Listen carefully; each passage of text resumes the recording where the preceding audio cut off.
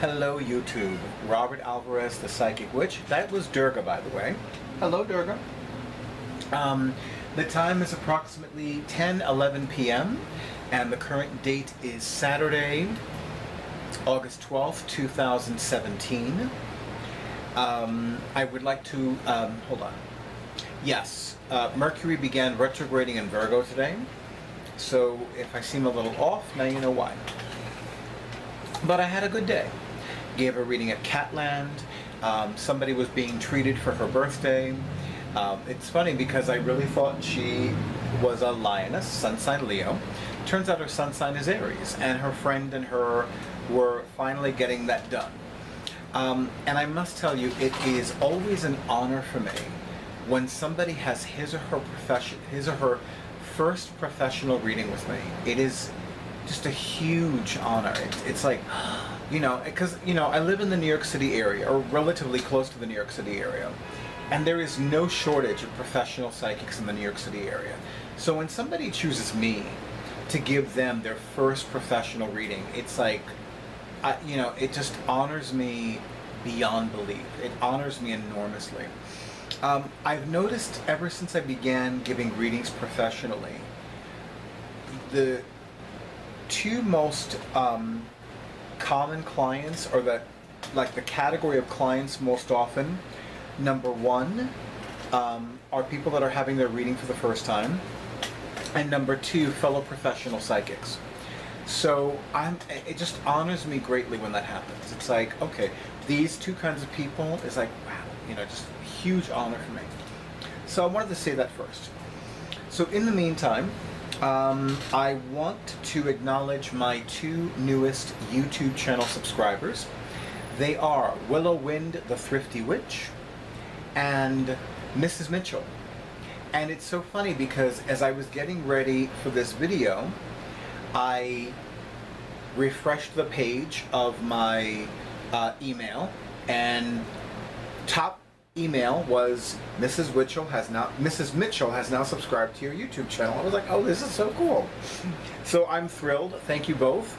And I'm very interested in watching some of Willow Wind, the Thrifty Witch's videos, because the late and great Scott Cunningham has been on my mind lately. And I have read his books, Wicca, A Guide for the Solitary Practitioner, and Living Wicca, A Further Guide for the Solitary Practitioner, twice each. And definitely in Wicca, A Guide for the Solitary Practitioner, he writes about how one need not spend a lot of money on magical tools. And so, I'm curious to see if there's anything that I'm going to learn from Willow Wind, the Thrifty Witch, that I have not already learned. Because I could save a couple of bucks, So the main reason I'm making this video is because, and I must confess, I had no plans to make a video about this topic. But I've become a little more interested and a little more excited in this topic. And the topic is the upcoming solar eclipse on Monday, August 21st, 2017, which is exactly, doing math in my head, I can do this, Saturday, Sunday, Monday. So 1 week and 2 days. Oh, I could do it like that. 12 plus 9 is 21. So yes, 1 week and 2 days. I got it right. Hello, Durga. Look, it's Durga. You can't see her yet because my awesome audiovisual person hasn't panned on her yet, but it's Durga. Looky. Oh, you came to the camera. She's been very affectionate with me lately, so I've been really happy with her. But I'm getting off topic, but then again, it's a cat, so of course I'm going to get off topic. I think this is a blessing when cats do that. When cats do this with my clients' readings, I'm thrilled. When they do it with my own, sometimes I'm thrilled, sometimes I'm like, whatever. But, so one of the blogs that I subscribe to is called Queen of Wands. And I only recently found out that the woman behind Queen of Wands Tarot, Jenna Matlin, is based in my beloved Philadelphia. So I was like, okay, let's not move the cards. Oh, thank you, Durga. Because she is named after, oh, look at this. Just look at this. This is just too cute. This is just too cute. So, by the way, this is the layout cloth that I use at public venues, or one of them anyway. The one for private clients, I reserve the beautiful, expensive silk cloth. That's for the private clients. They're going to spend more money. I'm going to use the more expensive cloth. This, however, I purchased in a fabric store. It was the last one, and I love it very much. But it cost a lot less than the silk cloth and the beautiful silk cloth from the Tibetan store in the East Village. So, you know, the public venue clients get the less expensive one. Anyway, so in the most recent blog post of Queen of Wands Tarot, she wrote about the upcoming solar eclipse. Now, it is a solar eclipse in Leo, and it is also the same date as the new moon in Leo. And here's a good rule of thumb. Every lunar eclipse is also the same date as a full moon. Every solar eclipse is always the same date as a new moon. Some of you may forget this, some of you may not. Some of you are like, Robert, we've known this for a while, that ship has sailed, whatever. I got it. But yeah, so I want to read to you a little bit about the blog post, and specifically the tarot spread that I'm going to use that's in the blog post. The tarot deck that I'm using is one of my personal favorite tarot decks. It is called the Crystal Visions Tarot by Jennifer Galasso. It's so funny because it's one of the few good things I ever experienced via Facebook. There was a contest, and I entered the contest. I followed all the regulations and rules. I submitted a second entry via email, and for hours, everybody who liked her Facebook page knew that I had won the tarot kit, except for me, until after 8 o'clock at night, but she announced the winner like 11 that morning or 12 noon. Anyway, so I want to read to you a little bit about this, and the link to this blog post will be in the description box. So, it is called the Name Your Dragon, Name Your Light spread. There is something inside of you that radiates. It contributes to your life, and occasionally your light is swallowed whole by your inner dragon. This is part of you that diminishes you in some way. What is it, and what does it diminish? Pull a card for the dragon first.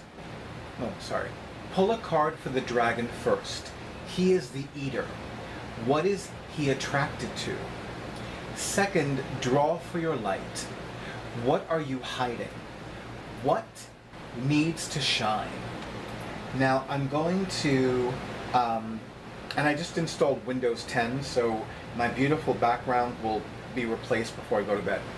But in the meantime, I want to have my awesome audiovisual person go directly to the spread on the monitor of my laptop.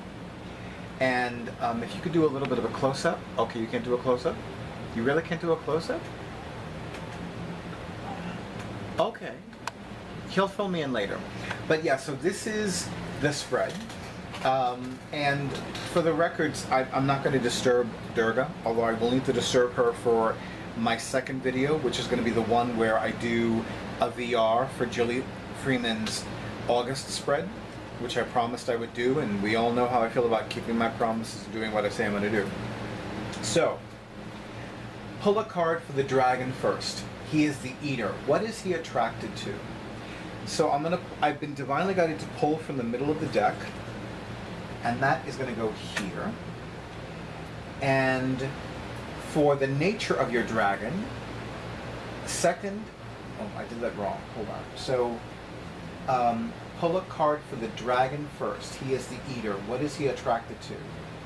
So it goes like that. And then second, draw for your light. What are you hiding? What needs to shine? I've been divinely guided to pull that from the top. Okay. I'm going to put this over here. And first, this is the bottom card. It is laid out horizontally, and it represents the dragon. It's the nature of my dragon. And in this case, It is the Nine of Cups. He is the eater. What is he attracted to? He is attracted to my desire. He is attracted to the wish that I have. Traditionally, the Nine of Cups is the wish fulfillment card.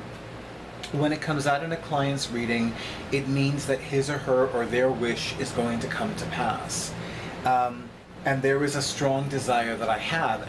And given the nature of cups, there is an emotional attachment that I have to that desire, to that need, to that wish.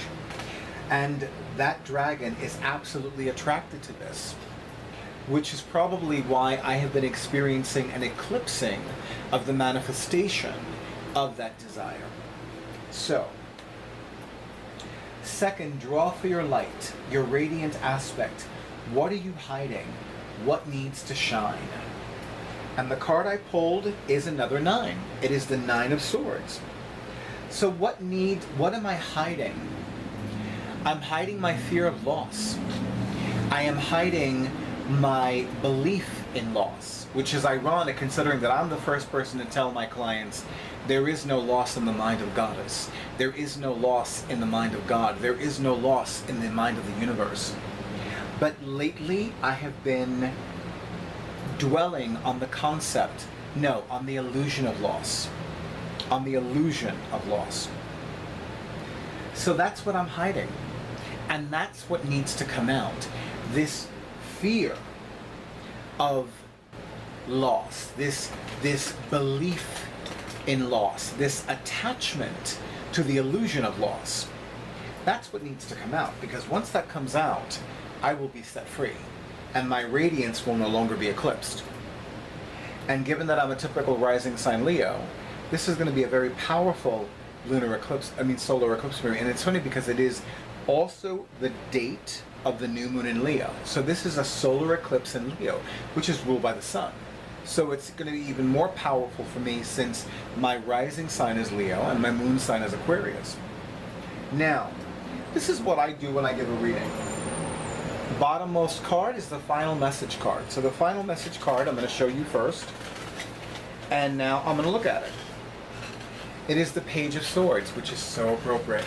I cannot tell you how many times this card comes out in my readings when Mercury is in the pre-Mercury retrograde storm, when Mercury is retrograde, or even the post-Mercury retrograde storm.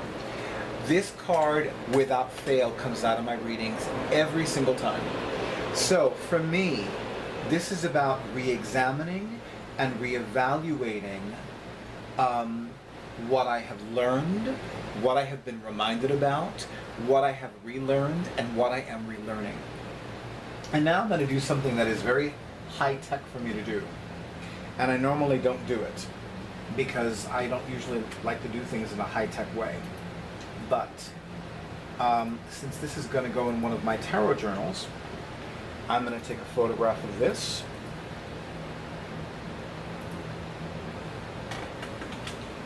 I know. Some of you were like, oh, he can do that? Yes, I can do that, believe it or not. So. Yeah, it doesn't have to be perfect. Okay. So there you have it, ladies and gentlemen. This is